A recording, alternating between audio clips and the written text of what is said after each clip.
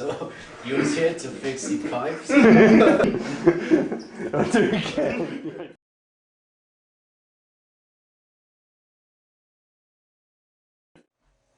The idea of the mover first came to me as I was moving house. I had a traffic jam with a car full of boxes, my stuff, and I just had the idea of, what if it was a mission, like a job no one knew about, and it's been something I've wondered about for a long time. There must be people that do a job like that. For people who had to get away somewhere, who have a lot of possessions, there's no way they'd want to give it all up. There has to be someone, like a baggage man, that gets sent back to get stuff like that. And that's where the initial idea for the film came from. I didn't find it very difficult getting into the role of the mover because, you just got, when you get in a part like that, you just got to let yourself go, haven't you? So, I thought, well, I'm in this movie, I've got the part, and I thought, well, it's another one to do, so I thought, well, I may as well do it and get on with it, and I thought, well, turn up on set, in roll, walk off set, out roll, easy. Do you know on your job? No. Oh, the movie don't job, does he? Drives. Upwards and onwards.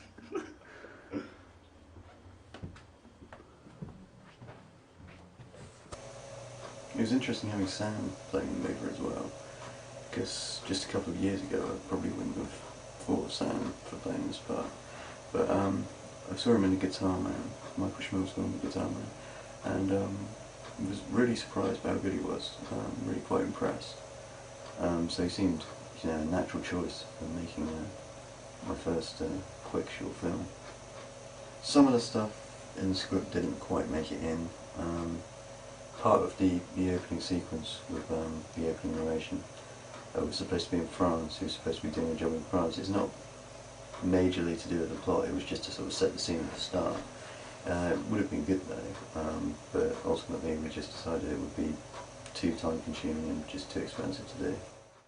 I've got to say my favourite scene in the film is got to be when the stabbing's done, because it's really like funny and really simple, and it's like appeals to me and things like that,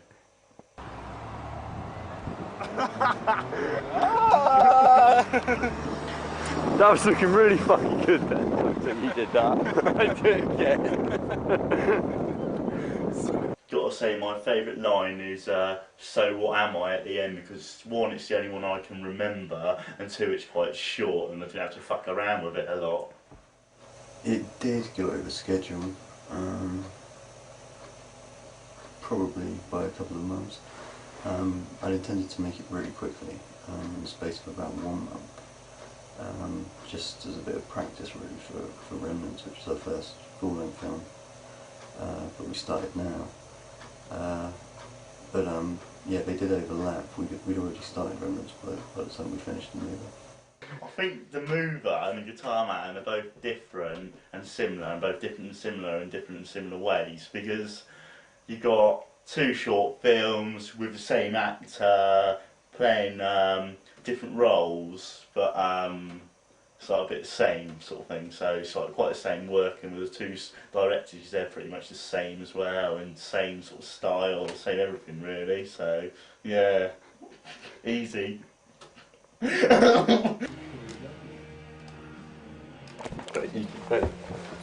Did it turn round again with a gun?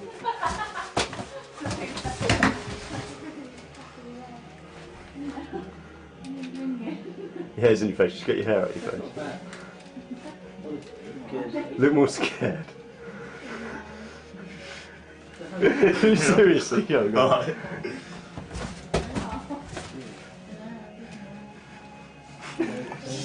Funny. Can't do it still. Do I go? Yeah. What's it like? It's just. I'm trying to do it seriously. Right, stop laughing. I'm scared. Yeah, I'm scared that you can Open kill me. eyes, I open don't eyes, real open like. eyes, What I... Yeah, that's it. That's Sorry. Oh, shut up. So, that's it, that was better.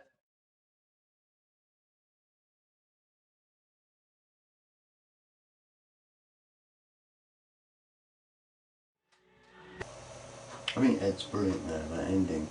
He really wanted more screen time. He was really hoping his character, the hitman, could get in it a bit more. But I think he has a lot of impact, when he shows up at the end. And no dialogue at all, just that stare, mad stare.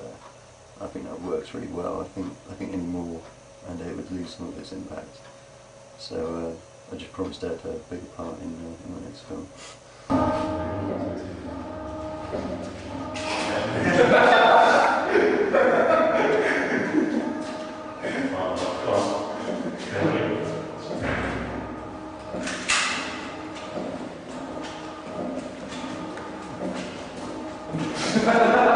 scene in the lift where the mover and the driver walk out of the lift and down the hallway in the last flat they visit at the end.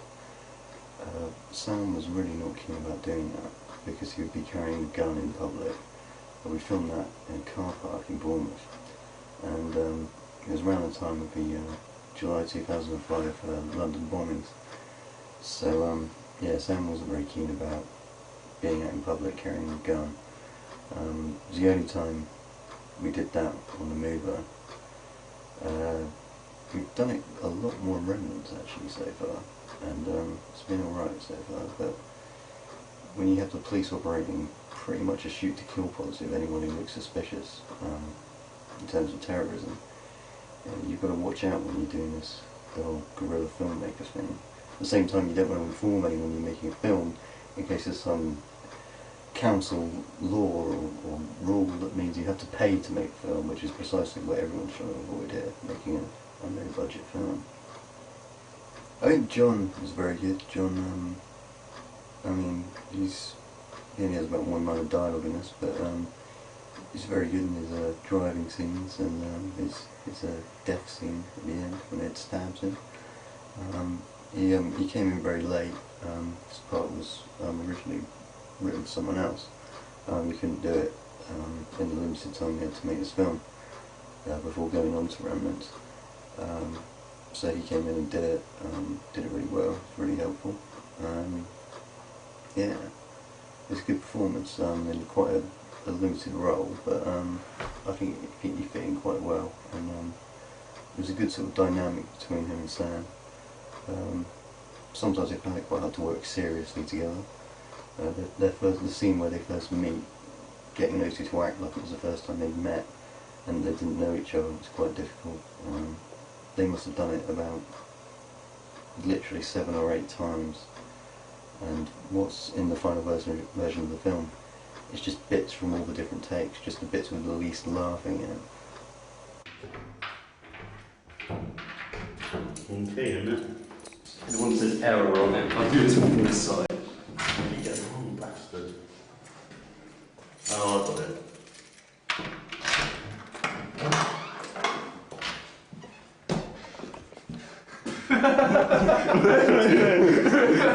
The character job.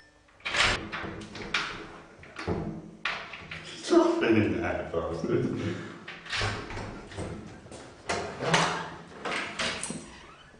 Hey, you alright? How's it going? Fair to medium.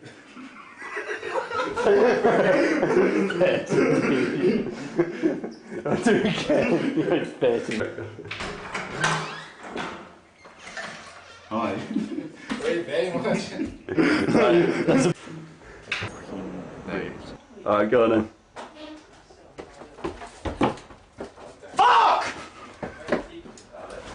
I've never used a gun for anything but protection and for show.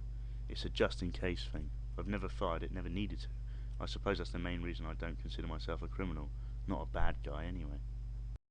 I think by the time Sam did the voiceover, he was really quite tired of this film. He'd been working on it for, I mean, it'd gone on much longer than it was supposed to. It was months. And the voiceover was one of the last things we did. I think there was one scene, because the scene with the detective and the money man, that was the last one we filmed, the last scene we filmed. But yeah, the narration was probably the last thing we did before that, and he was really tired of it by then. He had to do some of it again, because he had this tendency to sort of read it out and rush through it. It just sounded like he was reading off a page. So he redid it. He redid it all once, and then a few other bits we changed and took some stuff away and added some stuff after that, just to make it fit the current edit of the film at the time. And then I sort of chopped it up and moved it around the film later on. Not that it didn't make sense how it was before, but it just fitted a bit better the way I changed it in the final edit. John was one of the first people to start work on Remnants. John and Mike, who produced the movie, was acting in Remnants. They started filming their scenes for Remnants because they're two of the biggest parts in it. A lot earlier than everyone else. They were making that, so the movie was still going on at the same time. So they were really busy as well.